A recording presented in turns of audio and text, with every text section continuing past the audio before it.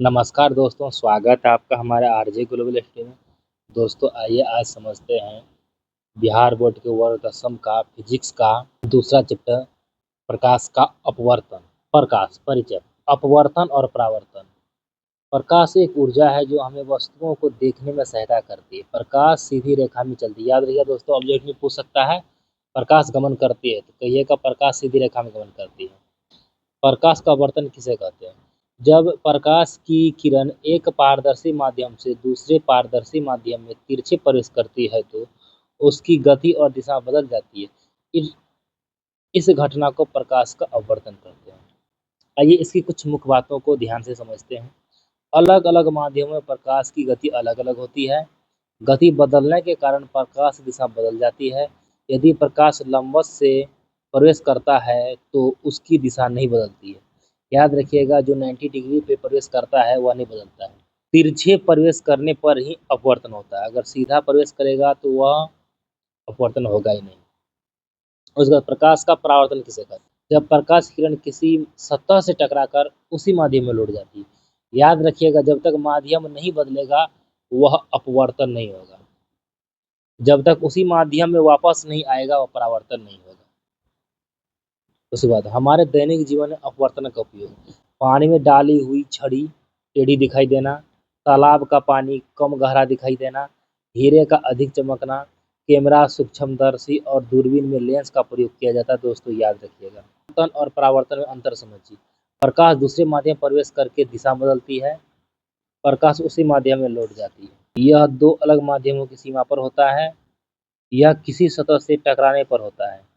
उदाहरण, पानी में पेंसिल का टेढ़ा दिखना। उदाहरण, दर्पण में हमारा प्रतिबिंब बनना। प्रकाश का अपवर्तन परिभाषा। जब प्रकाश की किरण किसी एक पारदर्शी माध्यम से दूसरे पारदर्शी माध्यम में तिरछे प्रवेश करती है तो उसकी गति और दिशा बदल जाती है। इस घटना को प्रकाश का अपवर्तन कहते हैं। प्रकाश अपवर्तन क्या होता है, आइए समझते हैं। अलग अलग माध्यमों में प्रकाश की गति अलग अलग होती है। जब प्रकाश एक माध्यम से दूसरे माध्यम में जाता है तो उसकी गति बदल जाती है। गति में प्रकाश के कारण प्रकाश दिशा बदल जाती है। इसे ही प्रकाश का अपवर्तन कहते हैं। प्रकाश घने माध्यम में जाने पर अभिलंब की ओर मुड़ जाता है और विरल माध्यम में जाने पर अभिलंब से दूर हट जाता है। महत्वपूर्ण बातों को ध्यान में रखना बहुत जरूरी है, यह आपको ऑब्जेक्टिव में काम आएगा।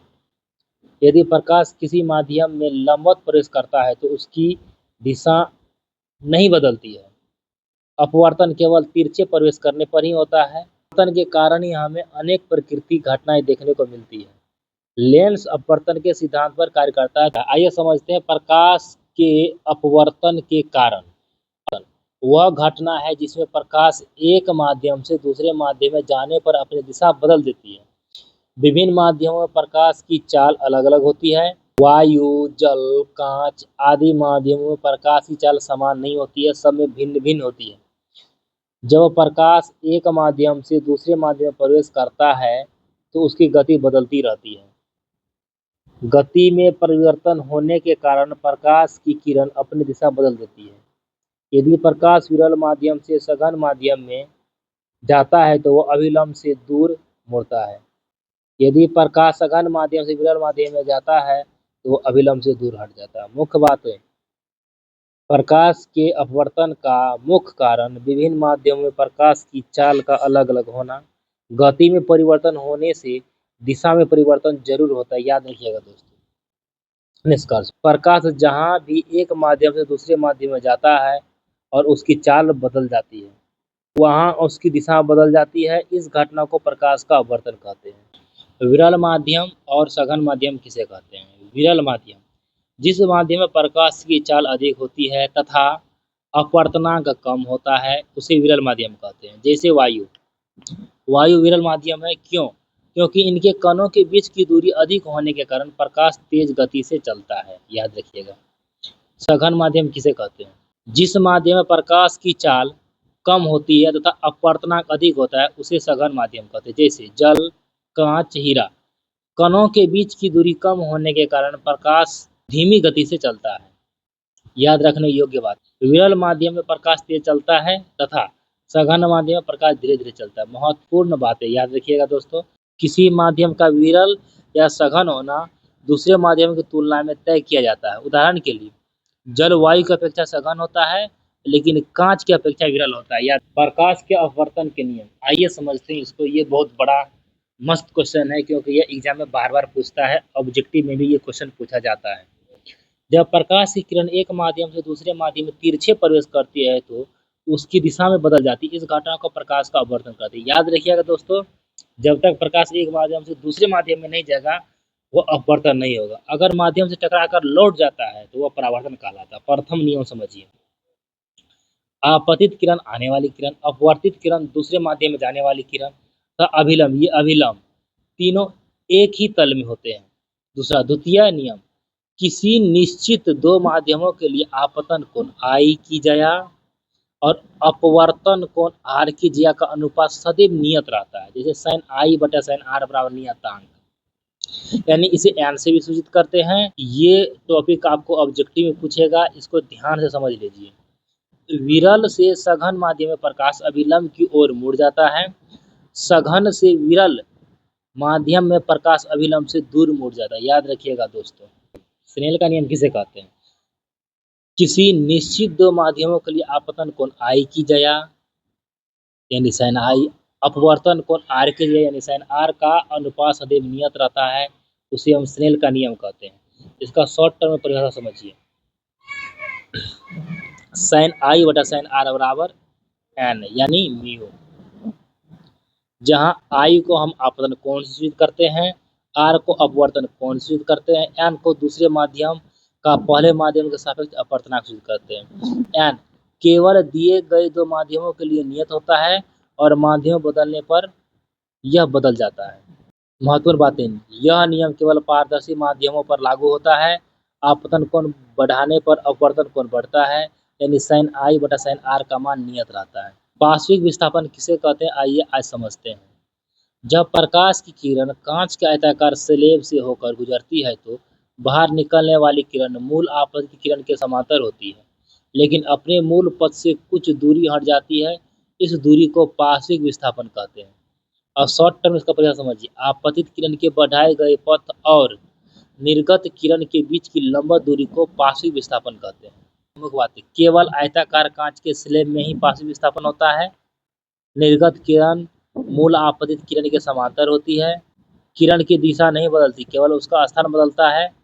इसे डेल्टा से प्रदर्शित किया जाता है। याद रखिएगा, पार्श्विक विस्थापन स्लेब की मोटाई, आपतन कोण और अपवर्तन कोण पर निर्भर करता है।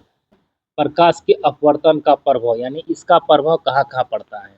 अपवर्तन का प्रभाव कहाँ कहाँ पड़ता है? उत्तर, प्रकाश का अपवर्तन प्रकाशीय भ्रम को दिखाता है, लेकिन वह ओरिजिनल नहीं होता है। कुछ प्रमुख प्रकाशीय भ्रम इस प्रकार का, जैसे पानी में डूबी हुई पेंसिल या छड़ी का मुड़ा हुआ छोटा प्रतीत होना, कांच का स्लेब रख कर देखने पर उसका उठा हुआ प्रतीत होता है। जैसे कांच के अंदर में हम कुछ लिख के अगर डाल देते हैं तो शीशा के ऊपर से अगर देखते हैं तो वह थोड़ा ऊपर नजर आता है। मछुआरों को मछली भेजने में कठिनाई, पानी में अपवर्तन का पूर्ण रूप से प्रभाव दिखता है, क्योंकि पानी में मछली जहाँ होता है वह मछली दिखाई नहीं देता है, इसलिए अनुमान से ही मछली को भेजा जाता है। पेंसिल या छड़ी से आने वाली किरणें जल की सतह पर आपतित होकर हमारी आंखों तक पहुंचती है, जिससे वह मुड़ी हुई या छुटी प्रतीत होती है। वास्तविक स्थिति, कांच के स्लेब से होकर आने वाली किरणों के अपवर्तन के कारण अक्सर अपनी वास्तविक स्थिति से ऊपर उठा हुआ प्रतीत होता है। जल में मछली की स्थिति उसकी वास्तविक स्थिति से ऊपर उठी प्रतीत होती है, इसलिए मछुआरों को मछली भेजने में कठिनाई होती है। अपवर्तनांक क्या होता है?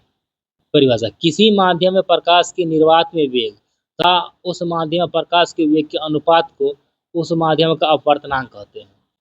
सूत्र, एन बराबर सी बटा बी। सी कहते हैं निर्वात को और भी कहते हैं उस माध्यम में प्रकाश का वेग को। एन तो अपवर्तनांक होता ही है। महत्वपूर्ण बातें दोस्तों ये याद रखिएगा, अपवर्तनांक जितना अधिक होगा उस माध्यम में प्रकाश की गति उतनी ही कम होगी।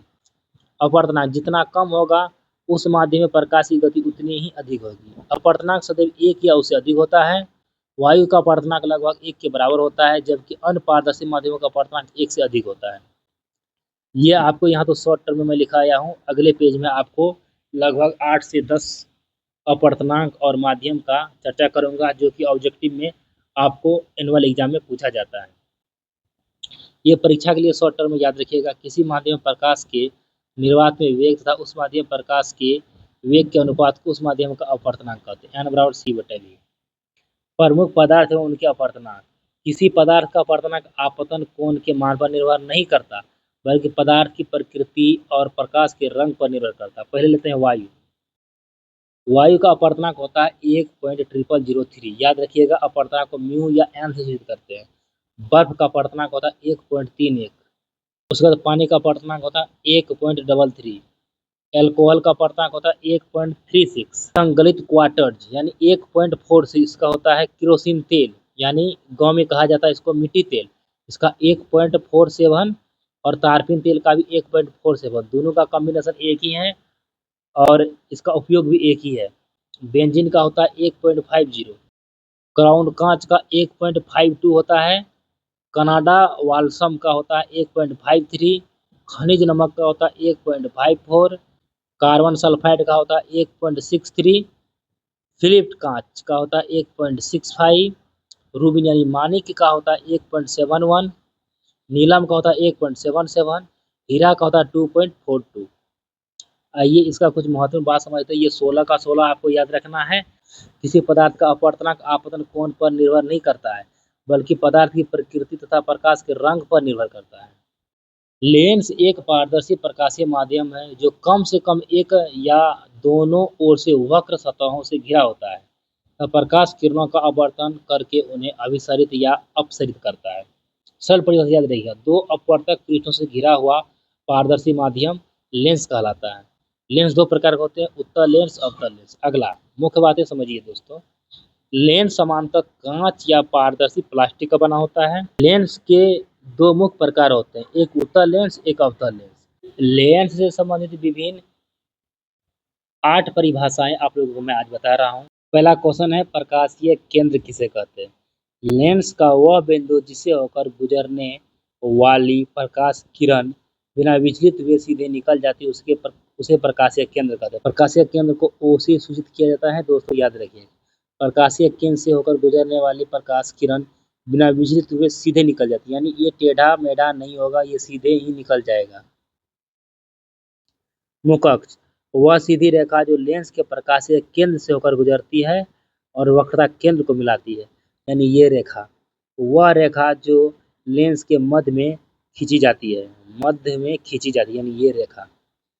इसको C1, C2 और O तीनों से होकर गुजरना पड़ता है। वक्रता केंद्र, यानी वक्रता केंद्र लेंस में दो होता है, एक C1 होता है, एक C2 होता है। लेंस के दोनों वक्र पृष्ठ जिन काल्पनिक गोलों के भाग होते हैं, उन गोलों के केंद्र वक्रता केंद्र कहलाता है। वक्रता त्रिज्या, वक्रता केंद्र और लेंस के वक्र पृष्ठ के बीच की दूरी को वक्रता केंद्र कहते हैं।